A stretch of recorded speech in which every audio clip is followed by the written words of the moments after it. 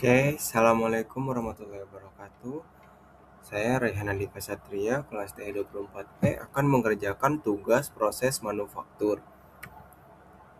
Saya mengambil 3 tema, kebetulan yang pertama yaitu materi proses manufaktur dan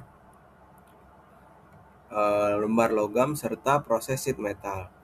Pertama, pengertian proses manufaktur, yaitu dalam bahasa Latin manus factus. Manus yang artinya itu tangan, factus yang artinya itu membuat.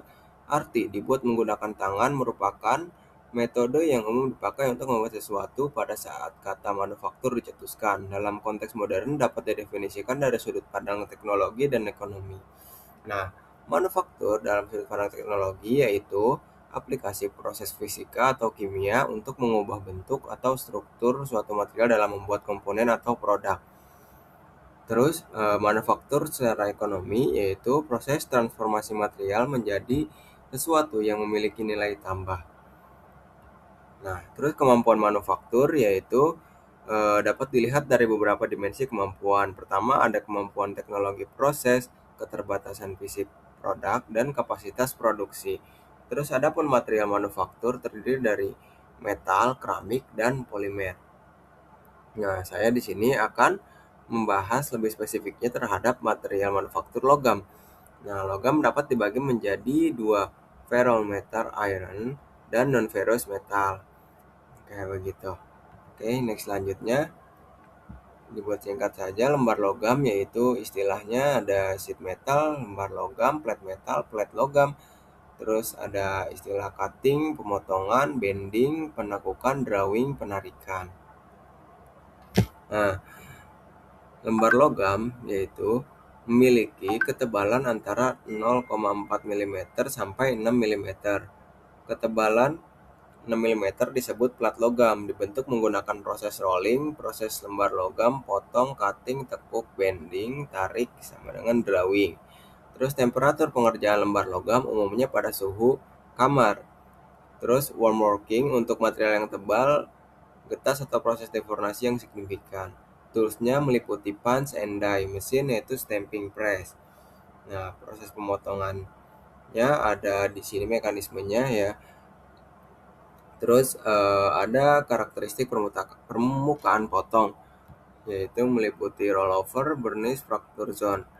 Jadi pertama ketika proses stamping itu ada efeknya yaitu rollow gitu, burnish, sama ada efek frakturnya. Terus dan bar itu bari. Kalau di proses stamping bari itu tidak boleh lebih dari 0,3 mm karena itu standarnya segitu biasanya. Kayak gitu. Terus ada proses V-bending dan edge bending. V itu ya sesuai dengan bentuknya, ini ada V-bending, terus sama edge bending itu lebih ke radiusnya, polanya. Terus ada proses tekuk lainnya meliputi channel bending, view bending, dan lain sebagainya. Terus ada operasi tarik. Nah, tahapan deformasinya ada di sini mekanismenya. Terus nah, di semua proses di sini yaitu menggunakan mesin press atau mesin stamping yang biasanya itu ada pakai dice biasanya ya. Kayak begitu. Nah, terus ada pun cacat pada operasi tarik yaitu meliputi dari wrinkle gitu, tearing, earring, surface scratch kayak begitu. Ya. Nah, terus selanjutnya ke proses sheet metal. Proses sheet metal terbagi menjadi dua, ada proses pemotongan dan proses pembentukan. Proses pemotongan terdiri dari clearance, yaitu jarak antara dua gaya yang berlawanan ditimbulkan oleh kedua sisi tajam dari punch and die. Terus yang proses kedua ada penetrasi, panjang langkah punch yang menyebabkan terpotongnya plat atau material. Terus yang ketiga ada proses bar atau akibat dari patahan yang timbul dari proses potong. Nah, dalam proses pemotongan material terdapat beberapa kategori: sharing, pemotongan lembaran logam, blanking, hasil pemotongan berpasangan. Gitu. Nah, perforating, proses pembuatan lubang dengan jumlah yang banyak. Pancing jika satu lubang atau piercing.